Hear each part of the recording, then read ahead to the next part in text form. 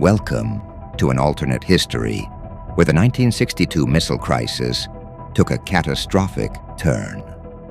In our story, Russia refused to remove its missiles from Cuba, igniting a new global war fought with limited nuclear strikes. This narrative will explore the shifting alliances, the brutal theaters of war across Latin America, Europe, and Africa, and the long-lasting changes in American and Russian societies. Disclaimer: this is purely our imagination. The crisis escalated when in 1962, Russia defiantly refused to withdraw its missiles from Cuba. This act of stubborn defiance pushed the world to the edge of nuclear conflict, igniting a chain reaction that would lead to full-scale war. Alarmed by the Soviet stand, the United States declared war, launching limited nuclear strikes to cripple key military installations. The strategy was clear: inflict maximum damage while avoiding total annihilation.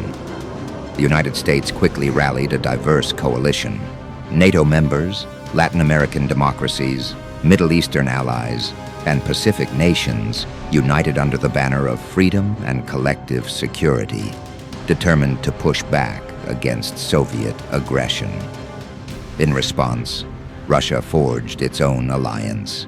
Eastern European nations, former Soviet republics, and countries with ideological sympathies joined the Russian camp, forming a formidable counter-alliance committed to defending their sphere of influence. The war unfolded with terrifying intensity. Both sides exchanged limited nuclear strikes targeting strategic military and command centers. This careful, yet devastating use of nuclear power underscored the balance between deterrence and devastation. Latin America became a pivotal battleground. Its strategic location and rich resources turned the region into a maze of guerrilla warfare and covert operations, where local insurgencies intertwined with the broader superpower conflict. Europe, long a center of ideological struggle, was plunged into chaos. Historical cities and cultural landmarks became battlegrounds as fierce urban combat and entrenched defenses redefined the continent's landscape. Africa, with its vast resources and strategic importance, was drawn into the conflict. Colonial and post-colonial states became arenas for proxy wars, where local disputes merged with the superpower struggle over control of minerals and oil. After years of relentless conflict and limited nuclear engagements, the devastation forced both sides into an uneasy ceasefire. The world was left scarred, with battered cities and a new geopolitical order emerging from the ruins.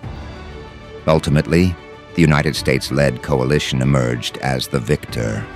Although the victory came at an immense human and cultural cost, it redefined the global order, redrawing borders and alliances in a world forever changed by nuclear conflict. Today, the legacy of that fateful war echoes in every corner of our parallel world. In America, a renewed spirit of nationalism and innovation has emerged, tempered by the memory of sacrifice. In Russia, a more insular and austere society prevails, marked by introspection and a rigid state narrative. The cultural, political, and social landscapes on both sides serve as a constant reminder of the price of conflict and the resilience of the human spirit.